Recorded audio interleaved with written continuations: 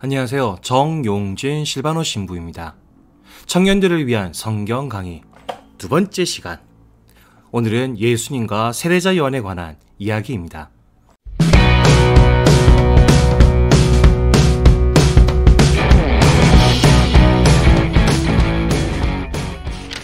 오늘 강의는 이 질문에서 시작됩니다. 예수님과 세례자 요한 중에 누가 더 유명할까요? 누가? 사실 답은 뻔히 정해져 있죠. 예수님이 훨씬 유명합니다. 그런데 질문을 조금 바꿔보겠습니다. 예수님과 세례자 요한 둘 중에 어느 분이 더 유명했었을까요? 누가 더 유명했었을까요? 사실 정답은 아무도 모릅니다. 두 분 다 너무 큰 인물이셔가지고 두 분 다 너무너무 유명하셨습니다. 어느 정도였냐면 예수님께서 세례자 요한의 제자였다라는 말이 있었을 정도로 세례자 요한도 유명했고 예수님도 유명했죠. 그러다 보니 예수님의 일대기를 적는 복음사가들 입장에서는 예수님과 세례자 요한의 어떤 관계를 정리정돈할 필요가 있었습니다. 근데 그냥 정리정돈하지는 않았을 거 아니겠습니까? 각자의 스타일대로 정리정돈을 했죠. 그래서 예수님과 요한의 관계를 살펴보면은 각 복음사가들의 어떤 스타일 이런 것들을 우리가 알 수 있습니다. 그런데 미리 조금 말씀을 드려야 될 게 오늘 강의에서 요한복음서는 건들지 않습니다. 왜냐하면 내용이 너무 길어질 것 같아가지고 그래서 요한복음서는 오늘 하지 않고 다음에 혹시 기회가 있으면은 건드려 보도록 하겠습니다. 그러면 마르코 복음서 이야기부터 해보겠습니다. 마르코 복음서는 이 말씀부터 시작해야 됩니다. 한번 읽어보겠습니다. 나보다 더 큰 능력을 지니신 분이 내 뒤에 오신다. 나는 몸을 굽혀 그분의 신발끈을 풀어드릴 자격조차 없다. 나는 너희에게 물로 세례를 주었지만 그분께서는 너희에게 성령으로 세례를 주실 것이다. 이 말씀은 세례자 요한이 예수님에 대해서 처음으로 언급한 내용입니다. 그리고 이 내용은요, 굉장히 학문을 하는 사람들 입장에서는 중요한 말인데 왜냐하면 세례자 요한이 실제로 했을 말일 확률이 굉장히 높습니다. 왜냐하면 예수님의 세례 사건은 4대 복음서 전부에 다 나옵니다.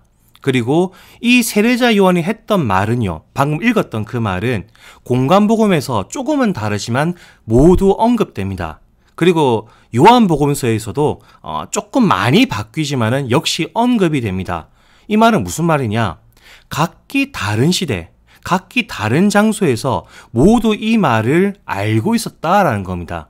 그런 만큼 이 말은 실제로 세례자 요한이 했을 말일 확률이 굉장히 높습니다. 그런데 문제는요, 이겁니다. 이 말이 예수님을 두고 한 말일까요? 굉장히 골치 아프지 않습니까? 이 말이 예수님을 두고 한 말일까? 사실 본문만 보면요, 주어가 명확하지 않습니다. 나보다 더 큰 능력을 지니신 분이 내 뒤에 오신다라고 하는데 그분이 예수님이다라고는 직설적으로 나와 있지 않습니다. 그래서 본문만 봐서는 알 수 없다라고 우리는 얘기할 수밖에 없죠. 하지만 마르코 복음사가는 나름대로의 방식을 보여줍니다. 어떻게 하느냐? 일단 아까 그 말씀 있죠? 이거는 제가 일부러 좀 줄여놨습니다. 이 말씀 다음에 바로 예수님이 등장합니다. 바로. 그리고 몇몇 단어가 좀 겹치죠. 예수님께서 요한에게 세례를 받고 성령께서 비둘기 모양으로 내려오는 장면이 그대로 나옵니다. 그러다 보니 어떤 일이 벌어지느냐? 마르코 복음사가는요, 예수님에 대해서 직설적으로 아무 말도 안 했습니다. 아무 말도 안 했는데 모든 것을 말했죠. 이 사람이 이거를 할 분이 예수님이라고는 직설적으로 말한 적이 없는데 모든 것을 말한 겁니다. 그래서 마르코 복음사가의 어떤 특징을 이렇게 정리할 수 있을 것 같습니다. 마르코 복음사가는 예수님과 세례자 요한의 어떤 행적만을 이야기했지만 자기가 말하고 싶은 걸 다 말했다. 이게 마르코 복음사가의 특징입니다. 그러면 두 번째 루카 복음서를 한번 보도록 하겠습니다. 요거는요, 루카 복음서에 나와 있는 세례자 요한에 관한 어떤 내용들의 제목들입니다. 제목을 한번 읽어보면요, 세례자 요한의 설교, 그리고 요한이 옥에 갇히다, 그리고 예수님이 세례를 받으시다, 이렇게 되어 있습니다. 여기서 뭔가 좀 이상한 거 발견하지 않으셨습니까? 굉장히 이상한 게 하나 있습니다. 뭘까요? 세례자 요한이 감옥에 갇혔습니다. 세례자 요한이 감옥에 갇히고 난 다음에 예수님이 세례를 받습니다. 무슨 말이냐? 예수님은 세례자 요한에게 세례를 받지 않았습니다. 물론 이 나와 있는 말을요, 읽어보면은 약간 애매하게 되어 있습니다. 약간 애매하게 되어 있긴 한데, 그래도 순서상 보면요, 예수님은 세례자 요한한테 세례를 받지 않았습니다. 이거는 계속 뒷내용에서 이어지는데, 예수님께서 공생활을 시작하시고 유명해지니까 세례자 요한이 제자를 보내가지고 예수님께 묻습니다. 오실 분이 선생님이십니까? 아니면 저희가 다른 분을 기다려야 합니까? 이게 왜 나왔을까요? 세례자 요한은 예수님에 대해서 확신이 없었기 때문입니다. 혹은 세례자 요한은 예수님에 대해서 잘 모르지 않았나라는 의심도 들죠. 그래서 이것을 보면서 우리는 그 느낌을 탁 받는 겁니다. 아, 예수님과 세례자 요한의 관계에 있어서 루카 복음사가는 무언가 선을 그었구나라는 걸 우리는 알 수가 있죠. 이런 일이 왜 벌어졌느냐? 루카 복음사가가 이제 어떤 글을 쓸 때 묘한 특징이 하나 있습니다. 뭐냐면 끊습니다. 요렇게 시대를 묘하게 끊어서 말합니다. 성부의 시대, 하느님의 시대, 성자의 시대, 예수님 활동하는 시대, 성령의 시대, 성령이 활동하는 시대를 탁탁탁 끊어버립니다. 그리고 구약의 시대와 신약의 시대도 탁 끊어서 말을 하죠. 그러니까 말 그대로 선을 그어서 설명을 합니다. 왜 이렇게 선을 그어서 설명할까? 제 개인적인 생각인데요. 루카 복음사가가 의사였다라는 말이 있습니다. 그러다 보니 이과지 않습니까? 그리고 이과인 분들은 이렇게 끊는 거 좋아하시더라고요. 이렇게 탁탁탁 1, 2 끊는 걸 좋아하셔서 그런 거 아닐까라는 생각도 있지만 정론은 아니고요. 정론은 이렇습니다. 루카 복음사가가 있었던 공동체는 유다인들에게 많은 상처를 받았던 것으로 보입니다. 이런 흔적들은 여러 곳에서 보이는데요. 그 중에 하나, 요 복음은요, 새 것과 헌 것이라는 제목의 어떤 구절인데 제일 유명한 말은 이겁니다. 새 포도주는 새 부대에 담아야 한다 라는 말씀이 제일 유명한 구절이죠. 근데 이 구절을 보면요, 루카, 마테오, 마르코 다 적어놨죠. 다 적어놨는데 글자가 작아서 일일이 읽어보지 마십시오. 그냥 양만 보십시오. 어디가 제일 말이 많습니까? 루카 복음사가죠. 루카 복음사가가 몇 마디를 더 보탠 겁니다.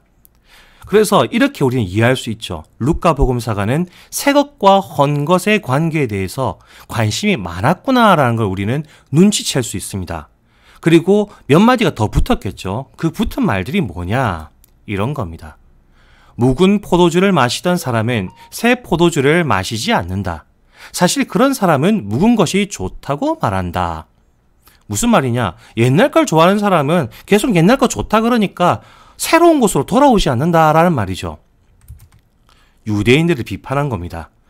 과거에서 살고 있는 유대인들을 비판하고 선을 딱 긋고 왜 그들은 새 것으로 돌아오지 않느냐라는 강한 비판을 담은 것이죠.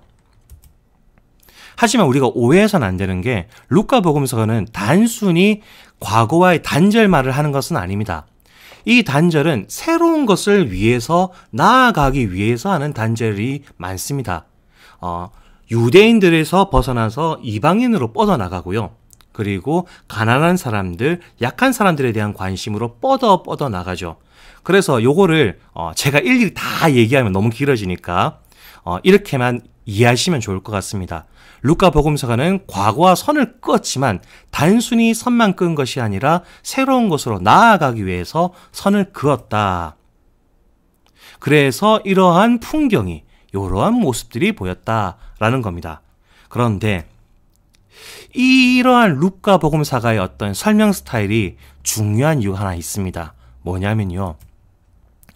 신천지를 비롯한 사이비 종교를 가보시면 자주 사용하는 세계관이 하나 있습니다.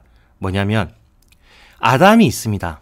아담이 이 세상에 왔습니다.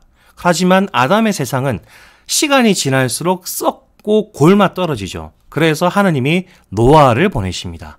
하지만 노아의 시대도 처음엔 잘 되는 듯 하지만 결국 썩고 골마 터지죠. 그 다음엔 아브라함을 보내시고 다음엔 모세를 보냅니다. 그리고 잘 되는 것 같았죠. 하지만 결국에는 썩고 썩어서 하는 수 없이 새로운 구세주를 또 보내시죠. 그게 예수님이었던 겁니다.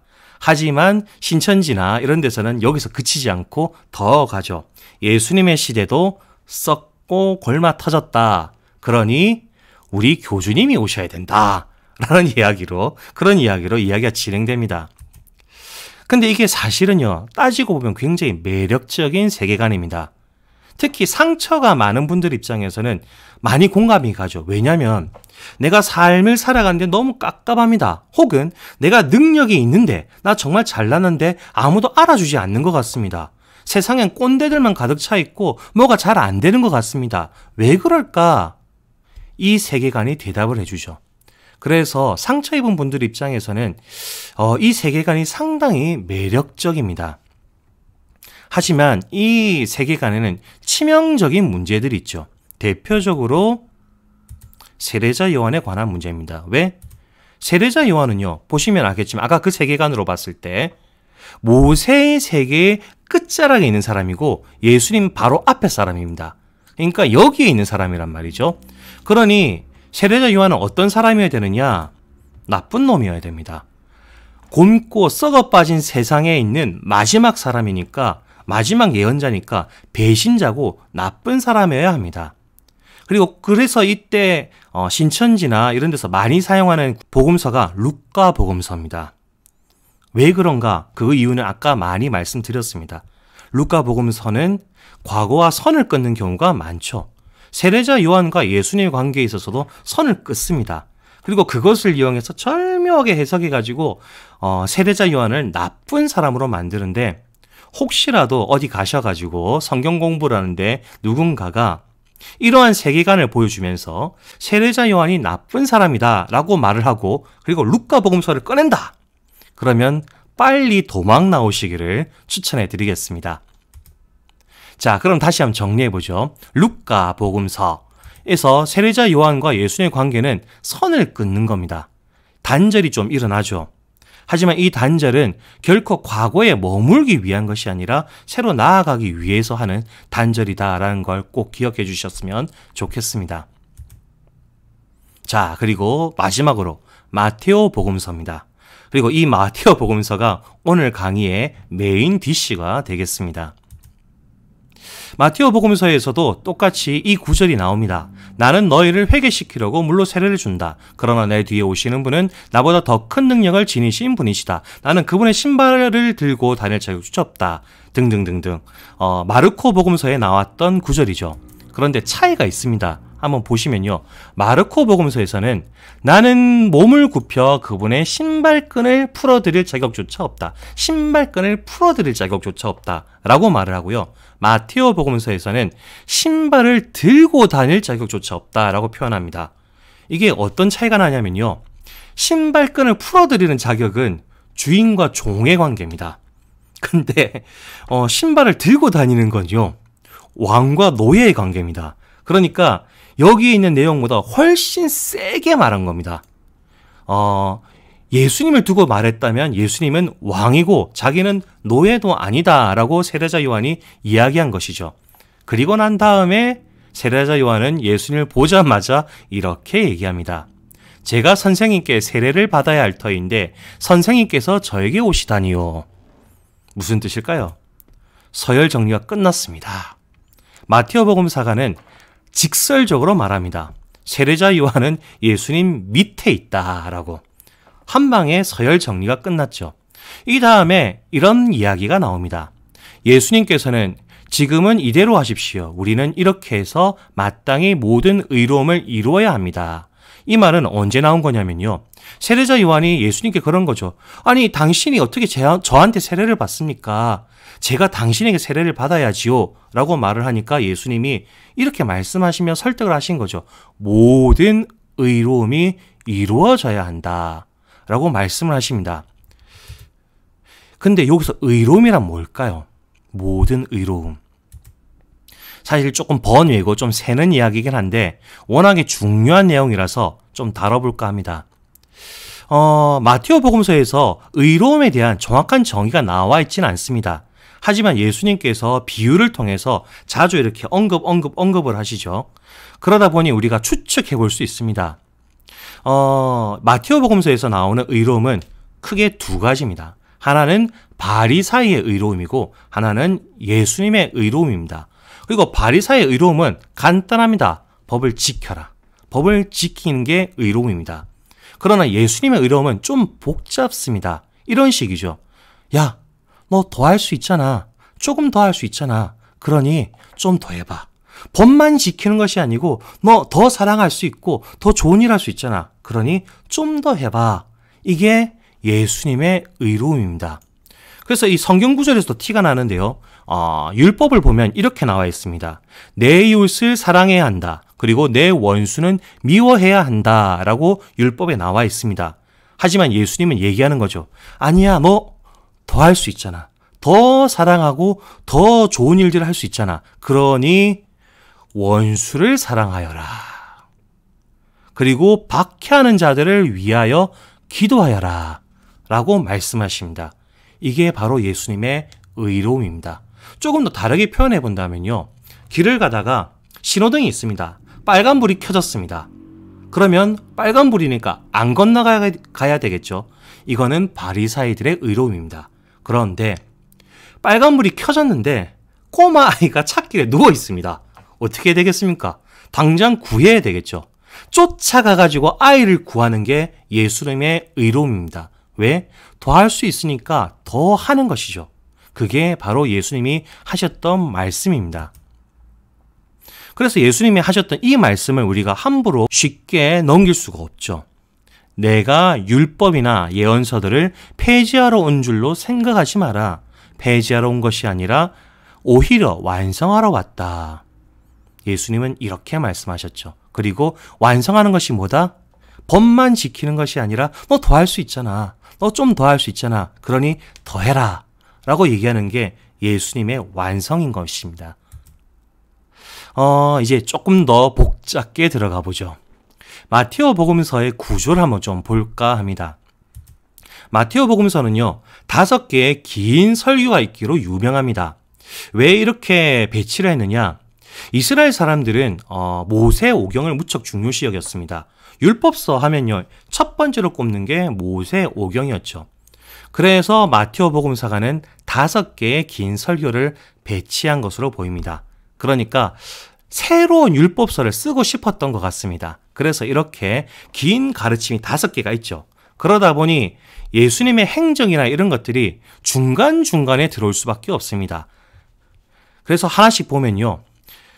요한의 전성기, 그러니까 요한이 수많은 사람들이 몰려들고 예수님께 세례를 주는 장면이 있고 난 다음에 설교가 있습니다. 그리고 두 번째 설교 사이에 세례자 요한이 잡혀가는 이야기가 있고요. 그리고 두 번째, 세 번째 사이에는 요한이 죽는 얘기가 있습니다. 재미있는 건 요한이 죽었던 사건은요, 사실 시간상 요쯤 됩니다. 한 요쯤 됩니다. 요쯤. 그런데 갑자기 헤로데가 회상을 하면서 이야기를 펼쳐나갑니다. 그러니까 세례자 요한의 죽음이 어떻게 보면 강제로 여기에 좀 배치가 됩니다. 그리고 난 다음 세 번째, 네 번째 사이에는 예수님의 거룩한 변모 사건이 있고요. 네 번째, 다섯 번째 사이에는 예수님의 예루살렘 입성 사건, 그리고 설교가 끝나고 난 다음에는 예수님의 십자가 죽음이 있습니다. 근데 이거를 조금 더 바꿔서 생각해 볼 수가 있습니다. 예수님과 세례자 요한의 관계를 생각해 보면서 읽어보면요. 거룩한 변모였지 않습니까? 예수님이 거룩한 모습으로 변모하셨습니다. 세례자 요한 전성기는 수많은 사람들이 막 쫓아오면서 전성기가 보였지만 예수님 거룩한 변모 사건은요, 당신 스스로 빛이 났습니다. 옷에서 번쩍번쩍. 그리고 왼쪽에 엘리야, 오른쪽에 모세를 두고 이야기를 하셨죠. 예수님이 이렇게 거룩하고 멋있는 모습을 보여준 건 이때가 처음입니다. 그래서 이때는 예수님이 스스로 전성기적인 모습을 보여주신 거죠. 그리고 예루살렘 입성도 죽으러 오신 거지 않습니까? 솔직히 당신 발로 죽으러 오신 겁니다. 스스로 잡혀오신 것이죠. 그리고 십자가의 죽음도 스스로 돌아가셨던 모습이 강하죠. 당신이 죽을 줄 알지만 예루살렘에 오셨고 십자가를 향해 가셨습니다. 그리고 여기서 재밌는 게 또 있습니다. 요한의 죽음 사건 다음에 예수님이 기적을 하나 하십니다. 오병이어의 기적이죠.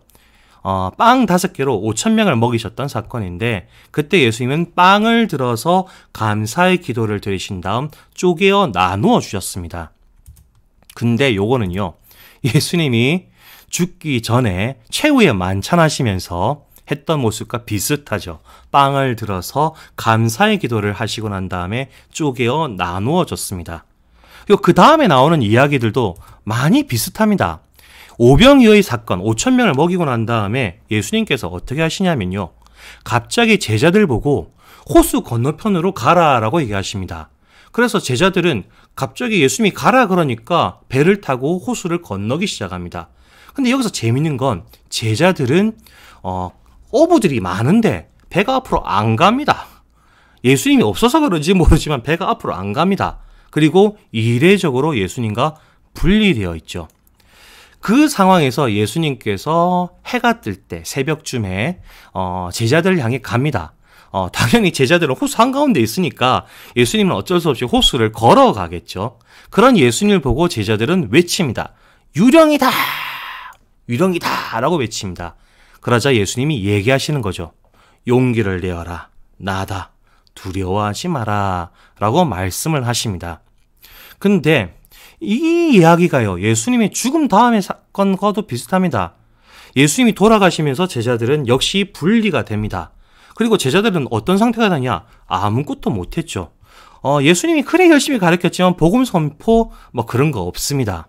그리고 난 다음에 예수 나타나셔가지고 갈릴리아로 먼저 가 있을 테니 온나라고 얘기하시죠. 그래서 예수님이 승천하는 곳에 제자들이 모입니다. 그 자리에서 제자는 뭐 했다? 더러는 의심하였다라고 합니다.